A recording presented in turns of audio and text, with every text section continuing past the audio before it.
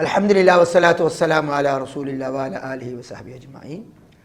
அன்பிற்குரிய சகோதரர்களே, எங்களுடைய ஒரு நம்பிக்கை, நாங்கள் மரணித்து மண்ணறையில் வைக்கப்பட்டதும் மூமினாக இல்லை என்றால், பாவியாக இருந்தால், அல்லாஹ்வுக்கு மாறு செய்த ஒருவராக இருக்கிற போது கபருடைய வேதனை அங்கே நடைபெறும்.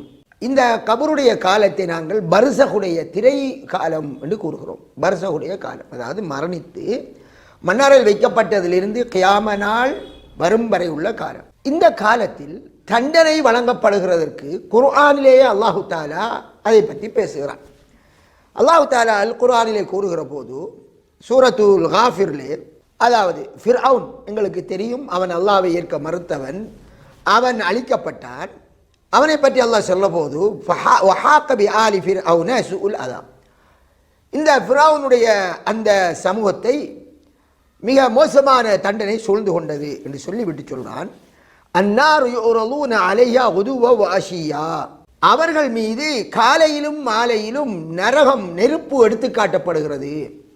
அதாவது அவர்களுக்கு கபரிலே அந்த நெருப்பு முன்வைக்கப்படுகிறது. அதனால் அவர்கள் தண்டனைக்கு ஆளாவதை பற்றி அல்லாஹ் கூறுகிறான். வயௌம தகூமு ஸாஅத்து அத்கிலு ஆல ஃபிர்அவுன அஷத்தல் அஸாப். கியாம நாள் ஏற்படுகின்ற அந்த நாளையில் அல்லாஹ் கூறுவான், இந்த ஃபிர்அவுனுடைய அந்த சமூகத்தை மோசமான தண்டனையிலே நீங்கள் நுழைவீங்கள் என்று அல்லாஹ் கூறுவான். இங்கே மண்ணறையில் அவர்கள் நெருப்பின் தண்டனைக்கு ஆளாக்கப்படுவதை பற்றி அல்லாஹ் கூறுகிறான். அதனால் இதன் மூலமாக ஒரு விடயம் எங்களுக்கு சுட்டிக்காட்டப்படுகிறது. கபருடைய வேதனை இருக்கிறது என்கிற விடயம் அல் குர்ஆனுடைய வசனத்தின் மூலமாகவே உறுதிப்படுத்தப்பட்டிருக்கிறது. சரியான, அது எந்த அளவுக்கு நடைபெறும் என்பதை பற்றி ஆங்காங்க வேறு ஹதீதுகளில் வந்திருக்கிறது. அந்த ஹதீதுகளை நாங்கள் பார்த்திருக்கிறோம்.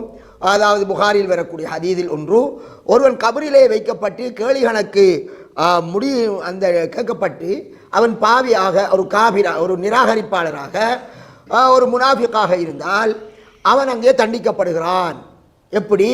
மிக பெரும் இரும்பினாலான சுத்தியலால் அவன் மீது மலக்குமார்கள் அடிக்கிறார்கள் என்றெல்லாம் வருகிறது. ஆனால் அல்லாஹு தாலா அவன் தண்டிப்பது என்பது மண்ணறை வாழ்க்கை, அதாவது பர்சகுடைய உலகத்தில் அதை ஒரு முதல் கட்ட தண்டனையாக ஆக்கி வைத்திருக்கிறான். அதனால தான் ரசூலுல்லாஹி ஸல்லல்லாஹு அலைஹி வஸல்லம் அவர்கள் கபருடைய வேதனையிலிருந்து தொடர்ந்து பாதுகாப்பு தேடக்கூடிய ஒரு விடயத்தை ஃபர்லான தொழுகைக்கு பின்னால் துவாவாக கற்று தந்திருக்கிறார்கள். நீங்கள் பாடமாக்கியிருப்பீர்கள், அதை ஓத மறக்காதீர்கள். அல்லாஹு தாலா நாம் போகின்ற முதலாவது வீடை ஒரு சந்தோஷமான இடமாக எங்களுக்கு கபருடைய வாழ்க்கை ஆக்கி வைப்பானாக. வாஹிரு தாவானா அல்ஹம்துலில்லாஹி ரப்பில் ஆலமீன்.